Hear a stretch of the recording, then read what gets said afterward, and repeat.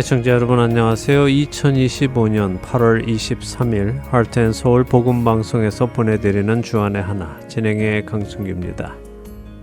지난 한 주도 죄의 치명성을 알기에 그 죄를 멀리하고 주님의 뜻을 따라 살아가신 여러분 되셨기를 소망합니다. 최근 한국 충남 금산의 금강이라는 곳에 물놀이를 하다가 대학생 4명이 목숨을 잃는 안타까운 사건이 있었습니다. 이 대학생들은 수심이 깊고 물살이 빨라 금지된 물놀이 위험관리 구역에서 안전장비 없이 물놀이를 하다가 물살에 휩쓸려 사망하게 된 것입니다. 4명의 젊은 대학생이 생명을 잃은 것은 참으로 안타까운 일이지만 한편으로는 접근이 금지된 지역에 왜 굳이 들어가서 물놀이를 하다가 그런 사고를 당하게 되었는지 의문도 생깁니다. 더군다나 안전장비도 없이 물놀이를 했다고 하니 어느 정도 수영들을 할 수 있는 사람들이었을 것입니다. 그리고 별일 없을 것이라고 생각을 했겠지요. 자신들이 위험할 것이라고 생각을 했다면, 목숨을 잃을 수도 있을 것이라고 생각했다면 그런 위험을 무릅쓰고 그곳에 들어가 물놀이를 하지는 않았을 것 같습니다. 그럴 만한 사람은 없을 테니 말입니다. 그들이 물놀이를 하다 목숨을 잃은 그곳에는 수영 금지 표지판과 깊은 수심으로 위험하다는 표지판이 설치되어 있습니다. 그리고 그 위험 표지판의 경고처럼 일어나지 말았어야 하는 일이 그들에게 일어났습니다. 사랑하는 가족을 잃은 유족에게 하나님의 위로가 있기를 기도합니다. 첫 찬양 함께 하신 후에 말씀 나누겠습니다.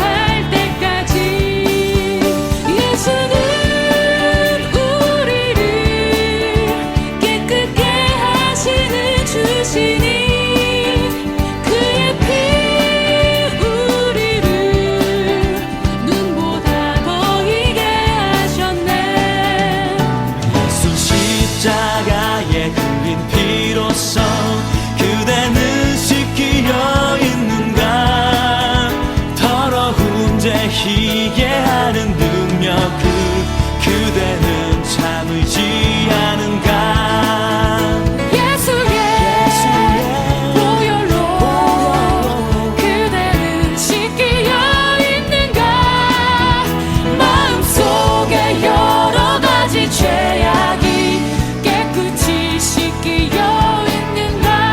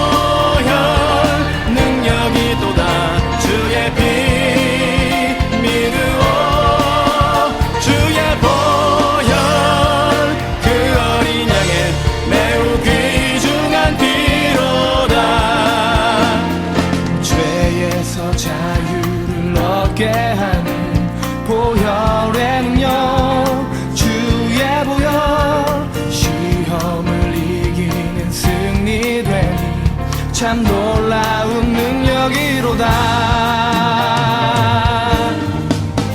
주의 보혈 능력이도다 주의 피 믿으오 주의 보혈 그 어린 양의 매우 귀중한 피로다 주의 보혈 능력이도다 주의 피 믿으오 주의 보혈 그 어린 양의 매우 귀중한 피로다 매우 귀중한 피로다 매우 귀중한 피로다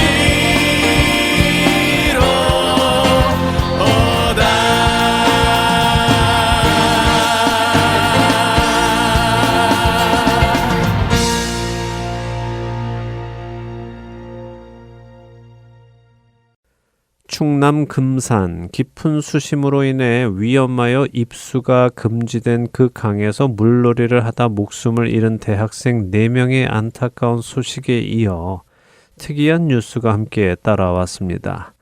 그것은 이 사건으로 인해 그 지역의 안전요원 2명과 담당 공무원 1명이 업무상 과실치사 혐의로 입건이 되어 조사를 받고 있다는 뉴스였습니다. 업무상 과실치사란 특정한 업무를 수행하는 사람이 자신의 의무를 다하지 않아 다른 사람을 사망에 이르게 하는 경우를 의미하는 법률 용어입니다. 사실 이 지역은 위험하기 때문에 금산군은 현수막과 경고문은 물론 안전요원까지 배치해서 물놀이하는 사람들에게 경고를 하며 물놀이를 하지 못하게 해왔다고 합니다. 하지만 경찰에 의하면 현장에 있던 안전요원이 충분한 안전조치를 하지 않았다고 판단하고 관계자를 입건하여 조사를 하고 있는 것이지요. 이에 대해 공무원 노조는 이번 사고의 원인은 사회 전반에 퍼져 있는 안전 불감증으로 인한 사고이지 그 사고의 책임을 개인 공무원에게 돌리는 것은 부당하다라고 반발했습니다. 그러나 유족 측은 현장에 적절한 안전조치나 위험 경고가 이어졌는지에 대해 진상을 밝혀달라고 요구하고 있다고 뉴스는 보도했습니다. 여러분은 어떻게 생각하십니까? 물놀이를 하지 말라는 입수 금지 경고 사인이 설치되어 있는 곳에 들어가서 물놀이를 하다가 안타깝게 목숨을 잃은 것은 누구의 잘못이라고 생각하십니까? 물놀이를 한 사람의 잘못입니까? 아니면 경고를 제대로 하지 않은 책임자의 잘못입니까? 어쩌면 아주 민감한 사항일 수도 있겠습니다. 그런데 저에게는 이 뉴스를 접하던 중에 떠오르는 성경의 말씀이 있었습니다.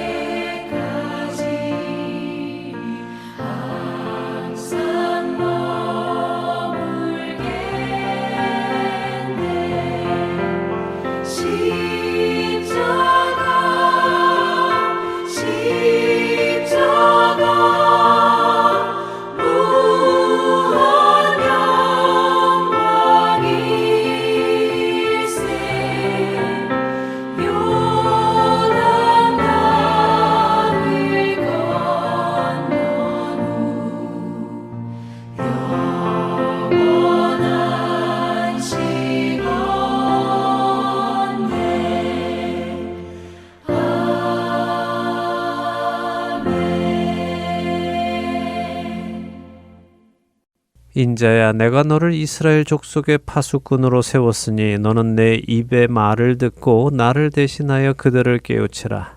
가령 내가 악인에게 말하기를 너는 꼭 죽으리라 할 때에 내가 깨우치지 아니하거나 말로 악인에게 일러서 그의 악한 길을 떠나 생명을 구원하게 하지 아니하면 그 악인은 그의 죄악 중에서 죽으려니와 내가 그의 핏값을 내 손에서 찾을 것이고 내가 악인을 깨우치되 그가 그의 악한 마음과 악한 행위에서 돌이키지 아니하면 그는 그의 죄악 중에서 죽으려니와 너는 내 생명을 보존하리라. 또 의인이 그의 공의에서 돌이켜 악을 행할 때에는 이미 행한 그의 공의는 기억할 바 아니라 내가 그 앞에 거치는 것을 두면 그가 죽을지니 이는 내가 그를 깨우치지 않음이니라. 그는 그의 죄 중에서 죽으려니와 그의 핏값은 내가 내 손에서 찾으리라. 그러나 내가 그 의인을 깨우쳐 범죄하지 아니하게 하므로 그가 범죄하지 아니하면 정령 살리니 이는 깨우침을 받음이며 너도 내 영혼을 보존하리라. 에스겔서 3장 17절에서 21절의 말씀입니다. 하나님께서는 에스겔 선지자를 부르시고는 그를 파수꾼의 역할을 감당하게 하시며 파수꾼이 할 일이 무엇인지를 설명해 주십니다. 파수꾼이 할 일은 무엇입니까? 그것은 하나님께서 심판하시겠다고 하신 것을 그 심판의 대상에게 가서 알리는 것입니다. 심판의 대상에게 가서 하나님의 심판이 당신에게 있을 것입니다. 그러니 부디 돌이켜 하나님의 심판으로부터 벗어나십시오라고 경고해야 하는 것입니다. 만일 파수꾼인 에스겔 선지자가 그 경고를 해주지 않으면 심판의 대상에게는 임하기로 했던 그 하나님의 심판이 임할 것이고 그 사람의 핏값에 파수꾼인 에스겔의 책임도 있다고 말씀하고 계시죠. 그러나 파수꾼인 에스겔 선지자가 그 경고를 전달해 주었는데도 불구하고 그 사람이 돌이키지 않았다면 그 사람은 심판을 받을 것이지만 파수꾼인 에스겔 선지자에게는 그 사람의 핏값에 대한 책임이 없다고 말씀하십니다.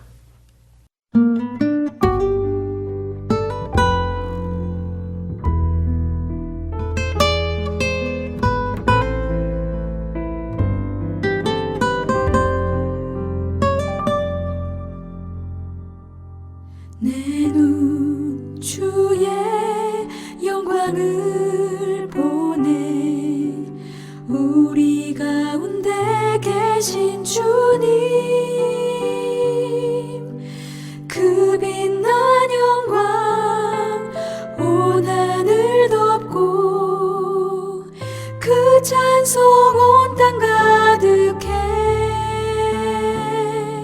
내 눈 주의 영광을 보내 찬송 가운데 서신 주님의 얼굴은 온 세상 향하네 권능의 팔을 드셨네 주의 영광 이곳에 가득해 우린 선의 주님과 함께 찬양하며 우리는 전진하리 모든 열방 주 볼 때까지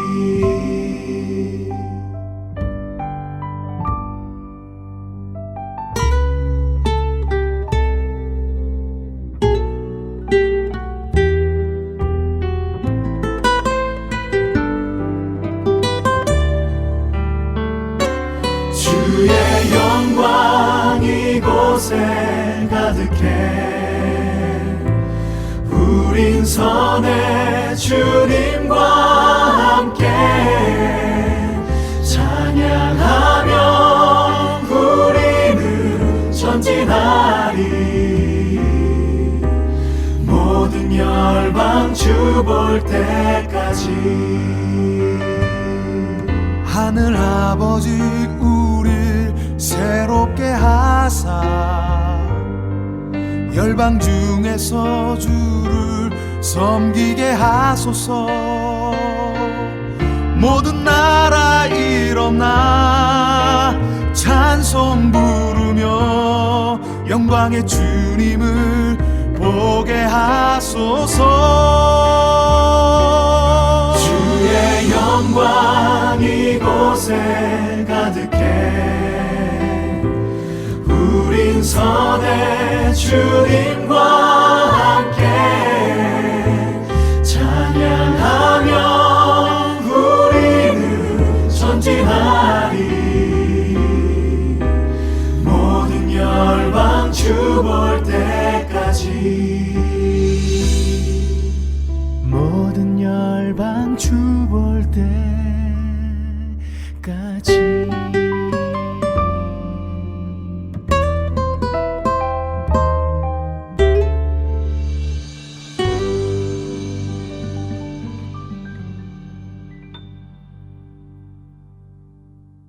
여러분과 함께 기도하는 1분 기도 시간으로 이어드립니다. 오늘은 남부 뉴저지 체리힐 지역 새행전교회 최무림 목사님께서 기도를 인도해 주십니다.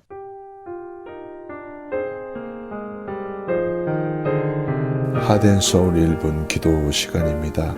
하덴서울 애청자 여러분 안녕하셨습니까?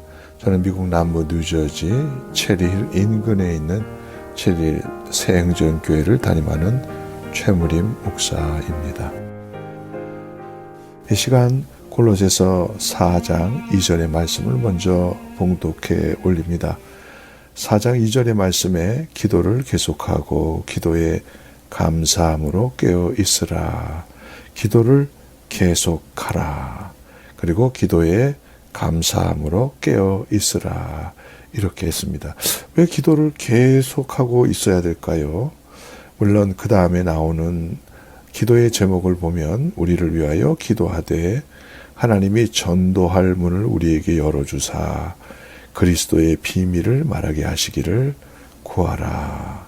이렇게 부탁을 하고 있습니다. 바울 사도가 골로새 교회 교인들을 향해서 부탁하는 것이지요.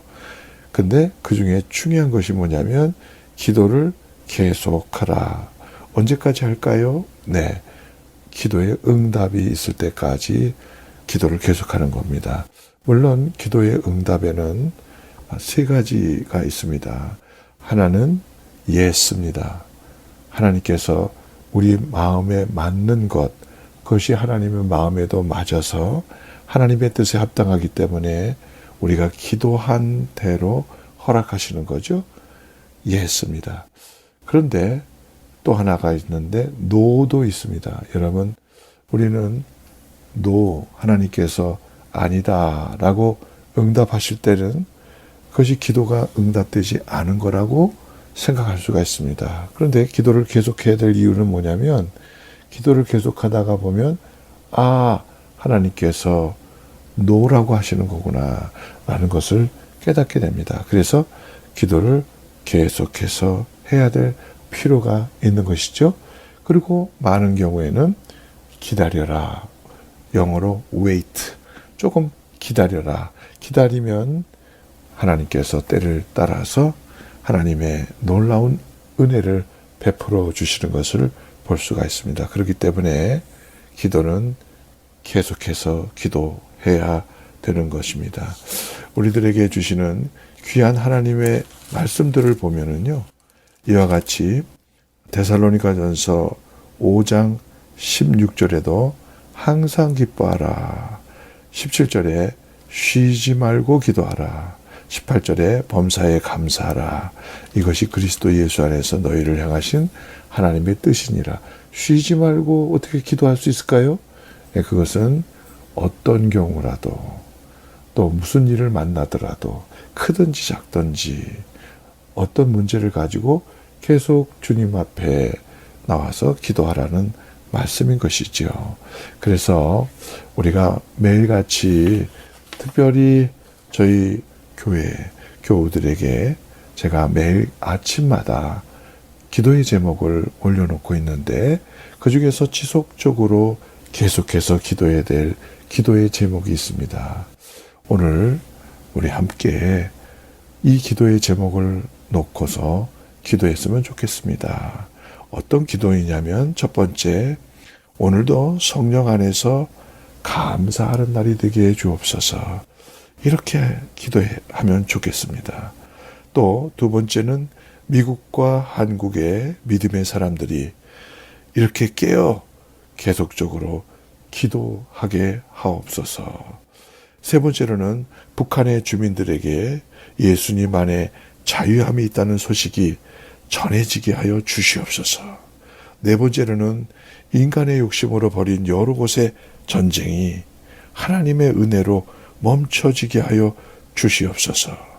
이렇게 기도하고 우리도 복음의 진리를 잘 깨닫고 전하는 일들을 통해서 영혼을 구원하는 일들이 일어날 수 있도록 이렇게 기도의 제목을 가지고 함께 기도했으면 좋겠습니다. 다시 한번 말씀드립니다. 오늘도 성령 안에서 감사하는 날이 되게 하소서. 미국과 한국의 믿음의 사람들이 기도로 깨어 있게 하소서. 북한의 주민들에게 예수님 안에 자유함이 있다는 소식이 전해지게 하여 주옵소서. 인간의 욕심으로 벌인 여러 곳의 전쟁 멈추게 하여 주옵소서. 복음의 진리를 잘 깨달아고 그 깨달은 복음을 전해서 구원받는 사람들이 많아지게 하여 주시옵소서. 우리 다 같이 한 목소리로 기도 드리시겠습니다.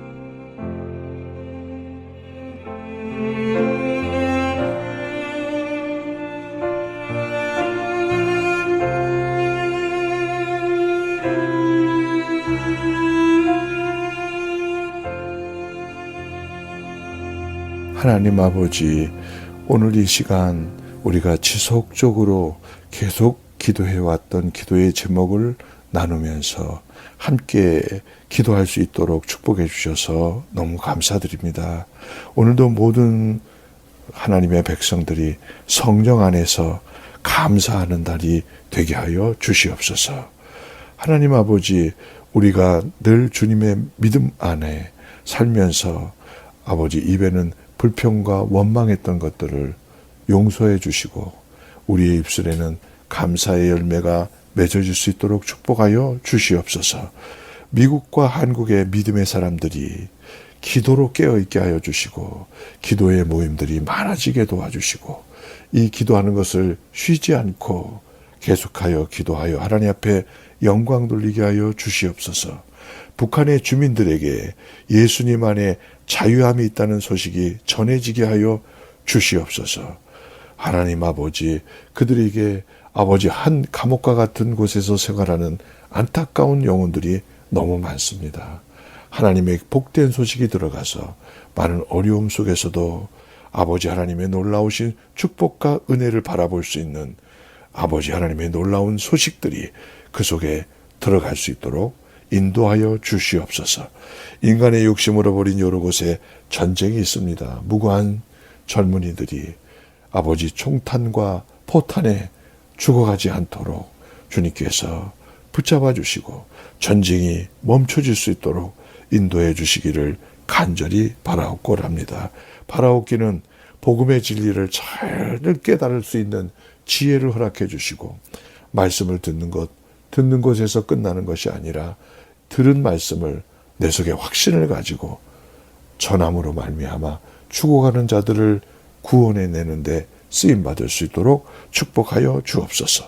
이 일을 위해서 온 교회들이 같은 마음으로 지속적으로 기도하면서 동참하게 하시고 하나님의 영광을 나타낼 수 있기에 부족함이 없는 모든 성도들 되게 하여 주시옵소서. 기도하는 모든 종들에게 하늘의 소망과 놀라우신 은혜로 채워 주시옵소서. 모든 것을 주님께 맡깁니다. 우리 주 예수님의 이름으로 간절히 기도하옵나이다. 아멘.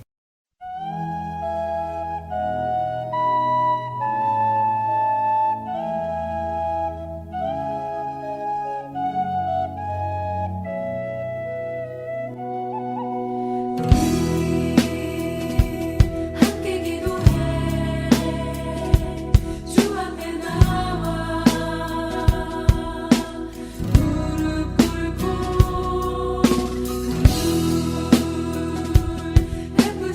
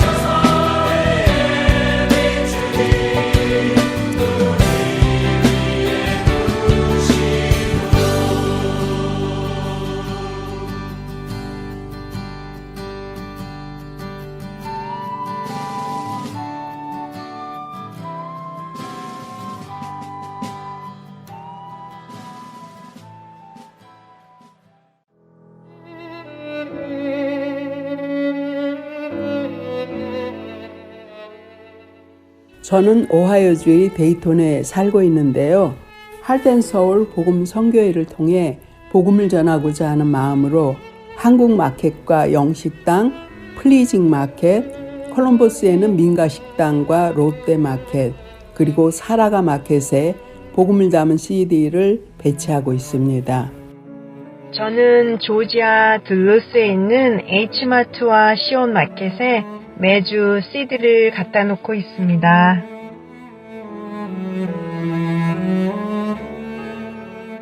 할텐 서울 복음 방송은 믿지 않는 자에게는 복음을, 믿는 자에게는 영적 성장을 이라는 사명을 가지고 복음을 전하고 있습니다. 이 사명을 가지고 함께 복음을 전하실 분들을 찾고 있습니다. 여러분의 지역의 할텐 서울 복음 방송 CD를 소개하고 싶으신 분들은 사무실 전화번호 602-866-8999로 연락 주시기 바랍니다.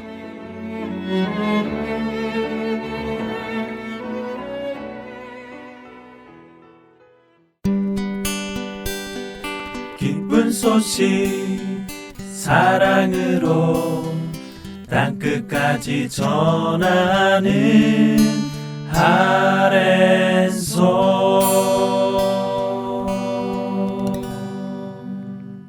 구약의 다니엘서를 공부하는 시간입니다. 흔들리지 않는 믿음 함께 하시겠습니다.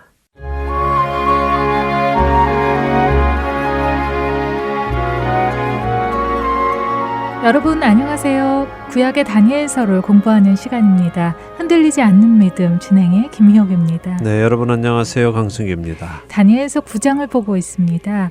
지난 시간에 9장의 마지막 절인 27절까지 다 읽었는데요.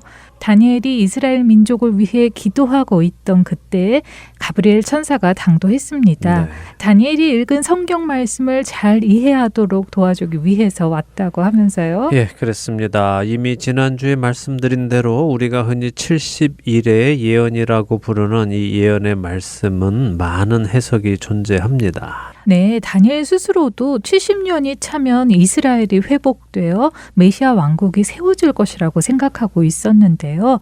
가브리엘 천사가 와서 설명해 주신 것은 70년이 7번 채워져야 한다는 것이었어요. 네, 사실 70년이 7번이다 하는 것도 또 해석입니다. 그것도 해석이라고요? 네.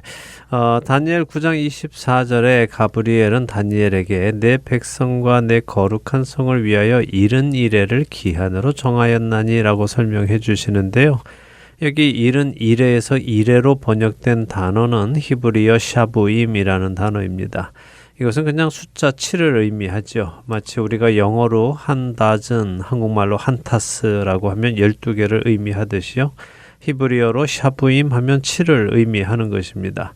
그래서 이 샤부임이 나오면 이것이 7일을 뜻하는 것인지 7주를 뜻하는 것인지 혹은 7개월을 뜻하는 것인지 7년을 뜻하는 것인지를 문맥 안에서 보고 해석해야 하는 것입니다. 아, 그렇군요. 그렇다면 다니엘은 지금 70년이 지나면 하나님의 나라가 회복될 것이라고 생각하고 있었으니 70년이 7번 있어야 한다는 것으로 해석했다는 말씀이군요. 예, 그렇습니다. 자, 70년이 7번이라면 490년이겠죠? 그렇겠죠. 네, 자, 하나님께서 다니엘에게 주시는 이 490년이라는 시간이 무슨 의미인지를 우리가 다시 잘 생각해 보기 원합니다.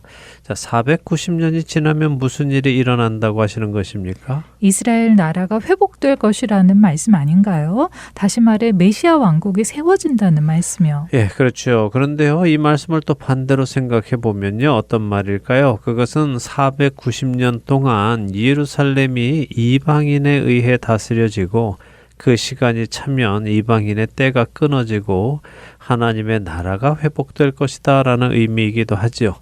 지난 시간에도 말씀드렸듯이 이 490년에 대한 해석은 여러 가지입니다. 마치 신약의 요한계시록의 천년 왕국에 대한 해석이 여러 가지인 것처럼 말입니다. 그런데 가장 기본적인 해석을 설명드리자면요. 25절에 예루살렘을 중건하라는 영이 날 때부터 기름 부음을 받은 자, 곧 왕이 일어나기까지 7이레와 62이레가 지날 것이다 라고 하신 것을 느헤미야 2장에 아닥사스다 왕이 예루살렘을 중건하라는 칙령을 내린 때부터 계산을 해서 483년 후에 메시아께서 나타나시고 죽으실 것이다 라고 해석하는 것입니다. 자, 그런데 그 483년이 메시아께서 태어나시는 해인지 아니면 공생애를 시작하시는 해인지 아니면 죽으시기 위해 예루살렘에 입성하시는 날인지 이것은 명확치가 않지요. 그렇게 명확하지 않다면 늘 말씀하신 대로 명확한 것에 집중해야 하겠네요. 맞습니다. 명확한 것에 집중해서 봐야 되겠죠. 여기서 명확한 것은 무엇인가 보면요. 그 70일이라는 시간이 지나고 그 기간이 끝날 때 어떤 일이 일어날지를 설명해 주고 계시다는 것입니다. 그것이 무엇입니까? 24절이죠. 허물이 그치며 죄가 끝나며 죄악이 용서되며 영원한 의가 드러나며 환상과 예언이 응하며 또 지극히 거룩한 이가 기름 부음을 받으리라 라는 말씀이군요. 네, 이 말씀을 살펴보면요. 그 70일의 과정 속에서 일어나는 일을 6가지로 설명해 주고 계시는데 3가지는 부정적인 것이 없어지고요. 3가지는 긍정적인 것이 일어난다는 것입니다. 그렇네요. 부정적인, 즉 허물이 그치고 죄가 끝나고 죄악이 용서되고 긍정적인 것, 곧 영원한 의가 드러나고 환상과 예언이 응하고 지극히 거룩한 이가 기름 부음을 받는 일이 일어난다고 하시네요. 네, 자, 이 6가지를 하나하나 좀 설명드리겠습니다. 먼저 허물이 그친다라고 하시죠. 허물의 히브리 원어는 페샤입니다. 저항, 반란, 반항을 의미하는데요. 쉽게 말해서 하나님께 강력하게 저항하는 죄를 의미합니다. 근데 이 허물이 그친다라고 하시죠. 완전히 저지된다라는 말씀입니다. 근데 이 저항, 반란은 단순히 하나님께 반항하고 저항만 하는 죄는 아닙니다. 왜냐하면 히브리 원어로 보면 여기 이 허물이라는 단어 앞에 정관사가 붙어 있기 때문이죠. 정관사요? 네. 그러면 더가 붙어 있다는 말씀이군요. 그렇다면 어떤 특정한 허물이겠네요. 특정한 저항과 반항을 의미할 것 같은데 그것이 무엇일까요? 네, 빠르게 설명을 드리죠. 여기 정관사가 들어있는 그 허물, 그 반항이란 곧 하나님께서 메시아를 보내셔도 그 메시아를 거부하는 반항을 의미하는 것입니다. 우리가 알듯이 예수님이 처음 오셨을 때에는 이스라엘 백성들이 일부만 예수님을 받아들이고 나머지는 거부했지요. 예수님을 십자가에 못 박아 죽이라고 했습니다. 지금도 유대인들은 예수님을 메시아로 인정하지 않고 있죠. 그 허물이 멈추는 날이 올 것이라는 말씀입니다. 그렇다면 예수님을 하나님이 보내신 메시아로 받아들이는 날이 70일의 끝에 온다는 말씀이군요. 그렇죠. 이 설명은 후에 더 해드리도록 하겠습니다. 자, 두 번째로 죄가 끝난다고 하십니다. 죄라는 히브리어는 하타입니다. 관역에서 빗나가다 하는 의미인데요. 다시 말해 매일의 삶에서 온전히 살아가지 못하는 모든 죄를 의미하지요. 이 죄가 끝나는 날이 온다고 말씀하고 계십니다. 그리고 죄악이 용서된다고 하시는데요. 죄악은 히브리어로 아원 혹은 아본인데요. 이것은 죄의 본성을 의미합니다. 마음속에 있는 죄의 본성까지 용서받는 날이 온다고요? 네. 아, 정말 기대되는 날이네요. 예, 메시아께서 오셔서 하시는 일이 바로 이것 모든 종류의 죄를 완전히 끝내 주시는 것입니다. 네, 이렇게 부정적인 것 3가지를 없애 주시고는 긍정적인 것 3가지를 이루어 주신다고 했는데요. 첫째는 또 뭡니까? 영원한 의가 드러난다고 하시네요. 네, 이 말을 히브리 원어를 직역해 보면요. 의의 세대를 가지고 온다. 영원한 의를 가지고 온다. 이런 의미입니다. 유대인들에게 이 의의 세대라는 말은요. 메시아 왕국, 곧 천년 왕국을 의미하는데요. 다니엘은 70년 포로 생활 후에 그날이 올 것이라고 생각했죠. 그런데 가브리엘 천사는 490년이 지나야 그날이 온다고 하시는 것입니다. 자, 그리고 그 다음에는 환상과 예언이 응한다라고 하시는데 이 말의 의미는 환상과 예언이 마친다 그런 의미입니다. 예언이 응한다라는 말이 예언이 마친다라는 의미라고요. 네. 왜 그렇죠? 예언이 다 응해서 이제 더 이상 없다는 말씀이신가요? 네, 맞습니다. 바로 그런 의미입니다. 환상과 예언은 선지자들이 전해준 글과 말인데요. 선지자들이 말과 글로 백성들에게 환상과 예언을 주는 이유는 약속의 날이 올 것이니까 그것을 믿고 하나님의 백성답게 믿음으로 살라는 것 아닙니까? 그런데 그 날이 왔으니 더 이상 환상과 예언을 줄 필요가 없게 되는 것이죠. 그러니까 하나님께서 계획하신 그 날이 온전히 이루어진다 하는 말씀입니다. 그리고 마지막으로 지극히 거룩하신 이가 기름 부음을 받는다라고 하시죠. 그런데 사실 이 번역은 개역 성경의 오류입니다. 오류라고요? 잘못 번역됐다는 말씀이신가요? 네, 원어로 보면요. 지극히 거룩하신 이가 아니라 지극히 거룩한 곳이 기름 부음을 받는다라고 되어 있습니다. 그래서 영어 성경도 The Most Holy Place라고 번역을 하죠. 또 한국어 성경 중에도 현대인의 성경은 지극히 거룩한 성전이 다시 봉헌될 것이다 라고 번역하고 있습니다. 아, 그렇군요. 그렇다면 지극히 거룩한 성전이 다시 세워진다는 말씀인가요? 그것이 사람들이 말하는 제3성전을 의미하나요? 그렇지는 않습니다. 이것은 예수님이 재림하셔서 세우실 성전, 참된 성전이신 예수 그리스도의 몸으로 세우시는 성전을 말씀하시는 것일 것입니다. 자, 가브리엘 천사에 의하면 이런 일들이 70일회가 끝나면 이루어지는 것입니다. 이렇게 설명을 한 후에 25절부터 26절에 가브리엘은 그때를 설명해 주시죠. 예루살렘을 중건하라는 영이 날 때부터 7일회로 나누고 그 후에 62일회 그리고 마지막에 또 한 일회 이렇게 세 구간으로 나눕니다. 그래서 일반적으로 첫 번 7일회 곧 49년을 예루살렘이 다시 지어지는 기간을 의미하는 것으로 그리고 그 후에 62일회 곧 434년은 메시아가 나타나시기까지의 기간 그리고 마지막 한 일에는 7년, 그 7년 동안은 장차 한 왕이 와서 성읍과 성소를 무너뜨리고 전쟁을 일으키는 그때로 해석을 합니다. 이렇게 이해하시면 될 것 같습니다. 흔히 말하는 7년 환란이 여기서 나온 것인가요? 네, 맞습니다. 여기에서도 그리고 요한계시록에서도 나오죠. 마지막 때 한 왕, 곧 권세를 받은 자가 7년 동안 이스라엘을 다스리면서 유대인들에게 환심을 사서 그들과 언약을 맺고 앞 3년 반은 약속을 지키지만 그 후에는 자신을 예배하라면서 본색을 드러내게 되고 그렇지 않은 자들을 박해하는 때가 올 것을 말씀하시죠. 그리고 그런 속에서 유대인들은 예수 그리스도께서 참된 메시아이셨음을 깨닫게 되고 예수님을 찾게 된다는 것이 27절의 말씀입니다. 자, 예루살렘을 중건하라는 명령이 떨어지고 49년이 지나고 그 후로 메시아가 오실 때까지 434년, 총 483년이 지나갑니다.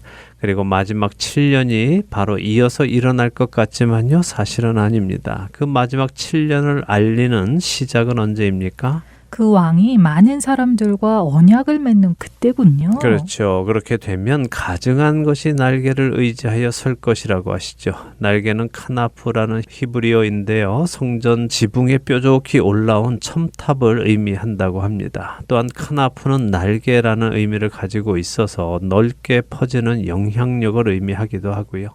그래서 이 포악한 자가 성전에서 자신의 영향력을 널리 펼치면서 자신을 신이라고 선포할 것을 의미하는 것으로 이해합니다. 데살로니가 후서 2장 3절과 4절을 한번 읽어주시죠. 네, 데살로니가 후서 2장 3절에서 4절입니다. 누가 어떻게 하여도 너희가 미혹되지 말라. 먼저 배교하는 일이 있고 저 불법의 사람 곧 멸망의 아들이 나타나기 전에는 그날이 이르지 아니하리니 그는 대적하는 자라. 신이라고 불리는 모든 것과 숭배함을 받는 것에 대항하여 그 위에 자기를 높이고 하나님의 성전에 앉아 자기를 하나님이라고 내세우느니라. 네. 사도 바울도 같은 말씀을 하시네요. 예, 그렇습니다. 결국 이 예언의 핵심은 이것입니다. 황폐하게 하는 자가 예루살렘을 황폐하게 하는 것이 하나님의 뜻 안에서 계획되어져 있다는 것입니다. 그러나 그것은 정해져 있는 시간 동안만 일어나는 일이고 하나님의 권세를 결코 넘지 못한다는 말씀이지요. 그리고 그 존재, 곧 예루살렘을 황폐하게 하는 자는 시간이 차면 하나님의 진노가 쏟아져서 멸망할 것이라는 말씀입니다. 그러니 하나님의 백성은 이런 일이 일어날 때 어떻게 해야 한다는 말씀입니까? 그런 어려움과 두려운 일이 일어난다 하더라도 하나님의 나라가 승리할 것이라는 것을 믿고 거기에 굴하지 말고 믿음을 끝까지 지켜야 한다는 말씀이네요. 맞습니다. 바로 그것을 목적으로 예언을 주시는 것입니다. 우리가 이런 일이 올 것을 미리 알고 그 결과도 미리 한다면 우리는 참을 수 있고 견딜 수 있고 또 이겨낼 수 있지 않겠습니까? 그렇죠. 소망이 있으니까요. 약속이 있고요. 그렇습니다. 언약이 주어졌기 때문에 참고 견디고 승리할 수 있는 것입니다. 자, 이제 다니엘서 10장으로 가보겠습니다. 자, 다니엘서가 지금까지는요, 각 장이 하나의 독립된 사건이나 예언들로 정리가 되어 있었습니다. 근데 여기 10장부터 마지막 장인 12장까지는요, 다니엘의 현재 시간부터 죽은 자들이 부활하는 마지막 날까지의 예언, 다시 말해 세상의 끝날까지의 예언이 담겨 있습니다. 세상 끝날까지요? 네, 우리는 이 예언의 말씀을 보면서 다니엘 시대에서 오늘 우리가 사는 시대까지 이루어진 일들을 보게 될 것이고요. 그리고 앞으로 일어날 일에 대해서도 알게 될 것입니다. 조금 전에도 우리가 나눈 것처럼 이런 말씀을 해 주시는 이유는 무엇입니까? 미리 말씀을 주셔서 믿음으로 끝까지 삶을 살아내라는 말씀을 주시기 위함이죠. 네, 그렇기에 나머지 공부를 잘 하면서 우리의 믿음을 다 잡아가기를 바랍니다. 자, 10장으로 가서요. 먼저 10장 1절에서 3절을 보겠습니다. 네, 다니엘 10장 1절에서 3절입니다.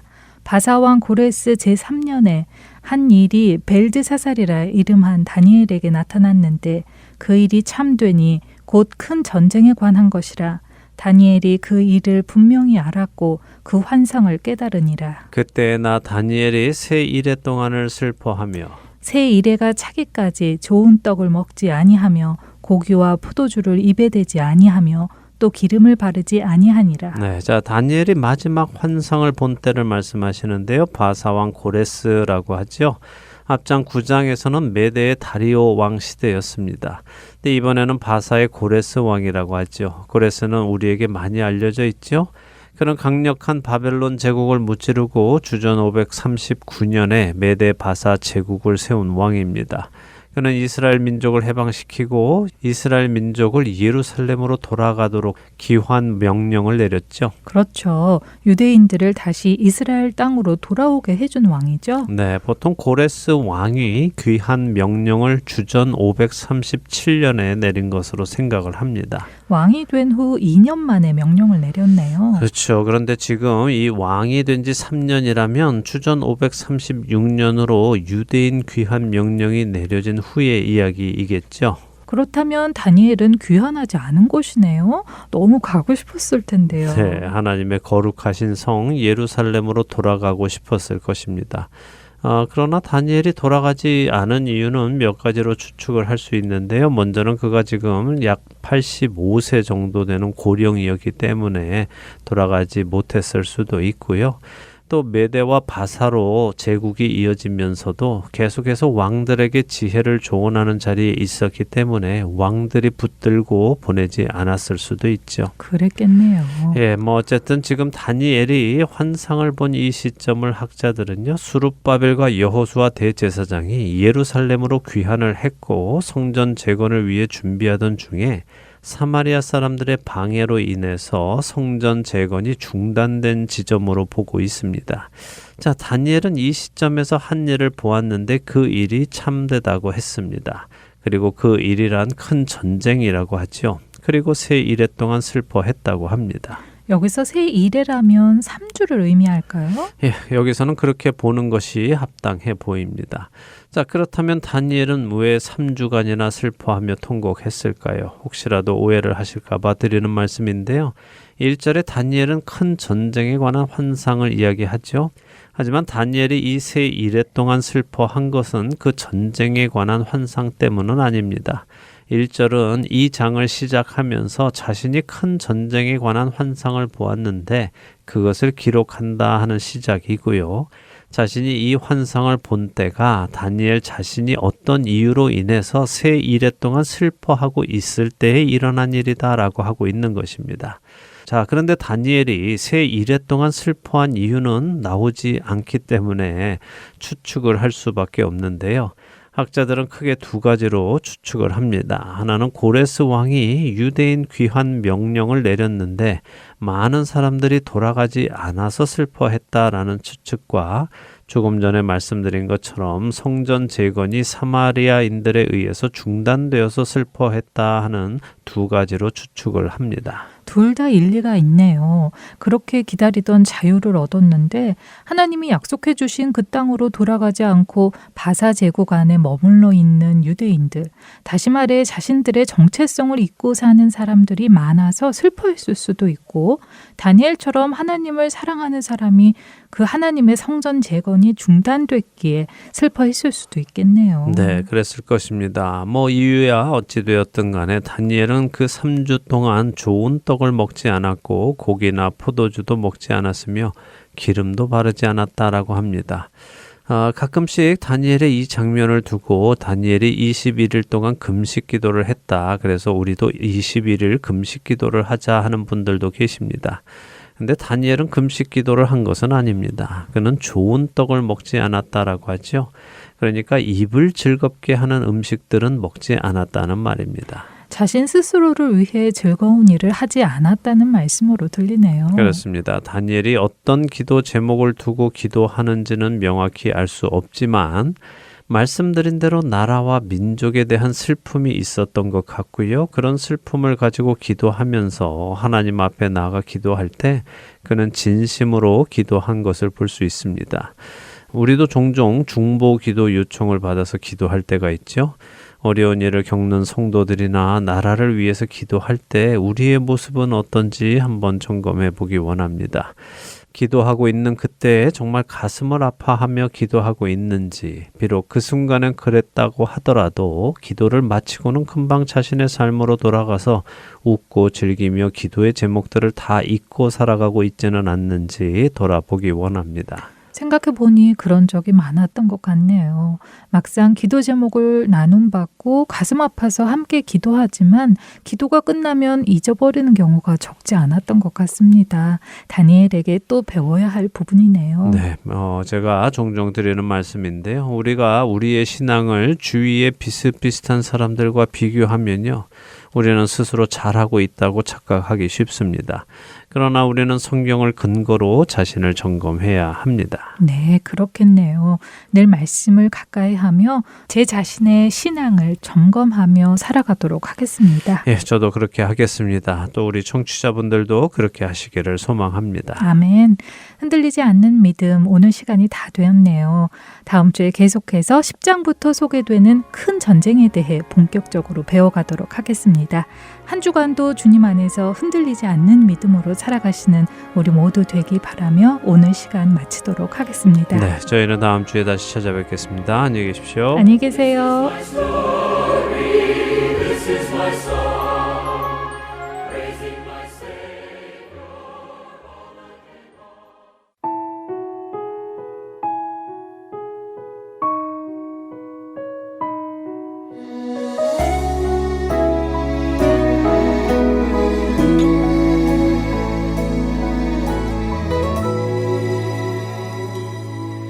주님 말씀 따라 나는 걸어가네. 주께서 가신 그 길을 믿음에 눈들어 주를 바라보며 주님께 내 삶 드리네.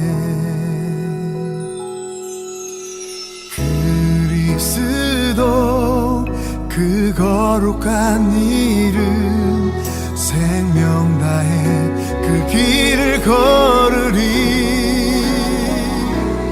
예수 예수 예수 그 사랑 없으면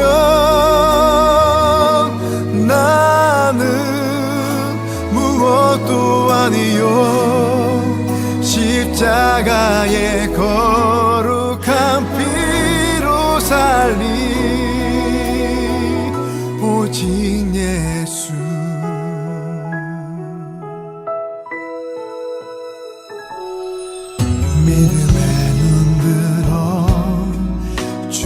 바라보며 주님께 내 삶 드리네. 그리스도 그 거룩한 이름 생명 다해 그 길을 걸으리.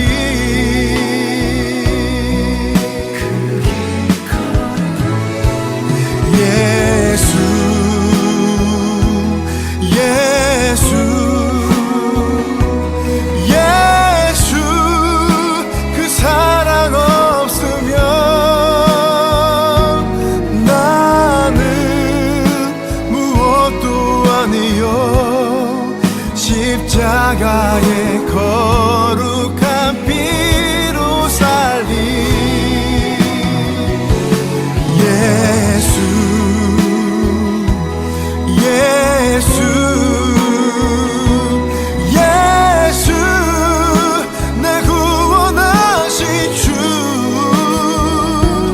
나는 온 마음 다해 찬양하리.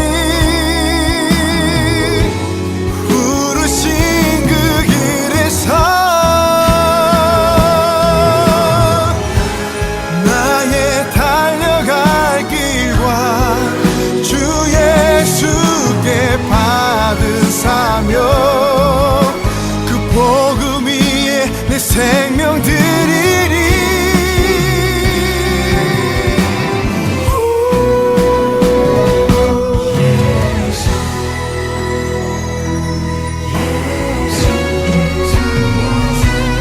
예수 내 구원하신 주. 나는 온 마음 다해 찬양하리. 부르신 그 길에서 나는 주 예수만 따라가리. 부르신 그 길에서 부르신 그 길에서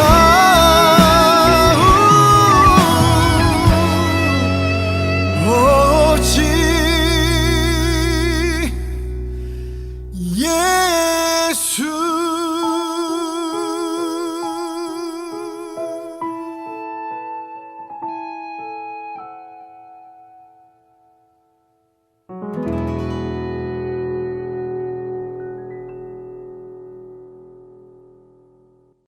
한국 충남 금산에서 일어난 안타까운 사건에 대해서는 한국 경찰이 수사를 잘하고 또 법원이 잘 판단하여 누구의 책임인지를 밝혀낼 것이라고 생각합니다. 그런데 우리는 어떨까요? 하나님의 은혜로 예수 그리스도를 통하여 하나님의 자녀가 된 우리들, 바로 그 우리들에게는 이제 예수 그리스도의 복음을 전해야 하는 사명이 주어졌습니다. 이것은 특별한 선지자들에게만 주어진 것이 아니라 모든 그리스도인들에게 주어진 것입니다. 내가 너희에게 전한 것은 주께 받은 것이니 곧 주 예수께서 잡히시던 밤에 떡을 가지사 축사하시고 떼어 이르시되 이것은 너희를 위하는 내 몸이니 이것을 행하여 나를 기념하라 하시고 식후에 또한 그와 같이 잔을 가지시고 이르시되 이 잔은 내 피로 세운 새 언약이니 이것을 행하여 마실 때마다 나를 기념하라 하셨으니 너희가 이 떡을 먹으며 이 잔을 마실 때마다 주의 죽으심을 그가 오실 때까지 전하는 것이니라. 고린도전서 11장 23절에서 26절의 말씀입니다. 사도 바울은 성찬식에 참여하는 모든 자, 곧 예수 그리스도를 통해 구원에 이르게 된 모든 자는 주의 죽으심을 그가 오실 때까지 전해야 한다고 말씀하시죠. 예수님이 죽으신 이유는 무엇입니까? 그것은 바로 우리의 죄 때문입니다. 우리의 죄가 우리를 사망으로 이끌어가고 있었기에 그 죄와 사망의 저주를 끊으시기 위해 예수님께서 친히 우리 죄인을 대신하여 죽으셨습니다. 그래서 우리는 이 사실을 아직 예수님을 모르고 있는 자들에게 전해야 하는 것입니다. 한번 죽는 것은 사람에게 정해진 것이며 그 후에는 심판이 있다는 사실을 전해야 하고 누구든지 생명책에 기록되지 못한 자는 불못에 던져질 것을 전해야 합니다. 불의한 자가 하나님의 나라를 유업으로 받지 못할 것을 전하고 육체의 일을 행하는 자들은 하나님의 나라를 유업으로 받지 못한다고 경고해 주어야 하는 것입니다. 자기 죄 속에 살아가는 자들, 자신들에게 심판이 올 것을 모르고 있는 자들에게 우리는 하나님의 심판을 전하여 그들이 복음의 소식을 들을 수 있도록, 그리하여 그들이 돌이켜 살 수 있도록 경고의 메시지를 전하는 파수꾼의 역할을 감당해야 하는 것입니다. 인자야, 너는 내 민족에게 말하여 이르라. 가령 내가 칼을 한 땅에 임하게 한다 하자. 그 땅 백성이 자기들 가운데 하나를 택하여 파수꾼을 삼은 그 사람이 그 땅에 칼이 임함을 보고 나팔을 불어 백성에게 경고하되 그들이 나팔 소리를 듣고도 정신 차리지 아니하므로 그 임하는 칼에 제거함을 당하면 그 피가 자기의 머리로 돌아갈 것이라. 그가 경고를 받았던들 자기 생명을 보존하였을 것이나 나팔 소리를 듣고도 경고를 받지 아니하였으니 그 피가 자기에게로 돌아가리라. 그러나 칼이 임함을 파수꾼이 보고도 나팔을 불지 아니하여 백성에게 경고하지 아니하므로 그 중에 한 사람이 그 임하는 칼에 제거당하면 그는 자기 죄악으로 말미암아 제거되려니와 그 죄는 내가 파수꾼의 손에서 찾으리라. 인자야, 내가 너를 이스라엘 족속의 파수꾼으로 삼음이 이와 같으니라. 그런즉 너는 내 입의 말을 듣고 나를 대신하여 그들에게 경고할지어다. 가령 내가 악인에게 이르기를 악인아 너는 반드시 죽으리라 하였다 하자. 내가 그 악인에게 말로 경고하여 그의 길에서 떠나게 하지 아니하면 그 악인은 자기 죄악으로 말미암아 죽으려니와 내가 그의 피를 내 손에서 찾으리라. 그러나 너는 악인에게 경고하여 돌이켜 그의 길에서 떠나라고 하되 그가 돌이켜 그의 길에서 떠나지 아니하면 그는 자기 죄악으로 말미암아 죽으려니와 너는 내 생명을 보존하리라. 그런즉 인자야, 너는 이스라엘 족속에게 이르기를 너희가 말하여 이르되 우리의 허물과 죄가 이미 우리에게 있어 우리로 그 가운데에서 쇠퇴하게 하니 어찌 능히 살리요 하거니와 너는 그들에게 말하라. 주 여호와의 말씀이니라. 나의 삶을 두고 맹세하노니 나는 악인이 죽는 것을 기뻐하지 아니하고 악인이 그의 길에서 돌이켜 떠나 사는 것을 기뻐하노라. 이스라엘 족속아 돌이키고 돌이키라. 너희 악한 길에서 떠나라. 어찌 죽고자 하느냐 하셨다 하라. 에스겔서 33장 2절에서 11절의 말씀입니다. 사랑하는 할텐 서울 복음방송 애청자 여러분, 우리에게는 심판의 메시지와 구원의 메시지를 전해야 하는 사명이 있습니다. 여러분은 그 사명을 감당하고 계십니까? 이 세상에서도 사고로 사람이 죽으면 책임자는 업무상 과실치사가 있는지 없는지 조사를 받습니다. 하나님께서 에스겔 선지자에게 말씀하신 것처럼 우리 역시 우리에게 주어진 그 사명을 감당해야 할 것입니다. 혹시라도 복음을 전해야 하는 우리 각자가 업무상 과실치사의 책망을 듣지는 않을지 스스로 점검해야 할 것입니다.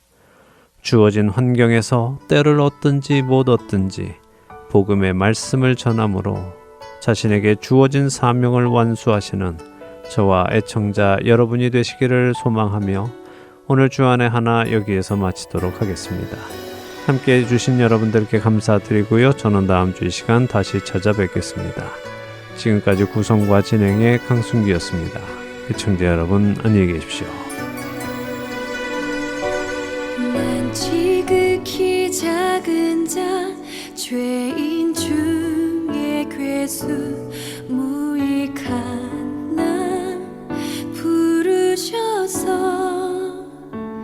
간절한 기대와 소망 부끄럽지 않게 십자가 전게 하셨네. 어디든지 가리라